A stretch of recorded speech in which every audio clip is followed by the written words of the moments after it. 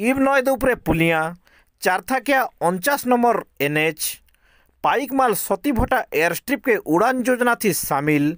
झारसुगुड़ा विमान बंदर विकास और जह जगह के विमान चलाचल दाबी करले सांसद प्रदीप पुरोहित। लोकमानकर समस्या और अंचल विकास के लेकर लोकसभा ने भिन्न भिन्न प्रश्न पचरईछन बरगढ़ सांसद प्रदीप पुरोहित। किछि दिन आगनु सम्बलपुरी कोसली भाषा के 8म अनुच्छेद थी शामिल करवार के दाबी करथिले श्री पुरोहित। आज ब्रजराजनगर देकर जाइथिबा जातीय राजपथ 49 के चारथाकिया बनावार और ईब नदी उपरे पुलिया बुनावार विषय थी विभागीय मंत्री को प्रश्न पचरईथिले श्री पुरोहित। तार संगे संगे सड़क परिवहन और जातीय राजपथ मंत्री श्री नितिन गडकरी को ताकर ऑफिस ने भेटिकी ई विषय थी गोटे दाबी पत्र भी देइथिले श्री पुरोहित।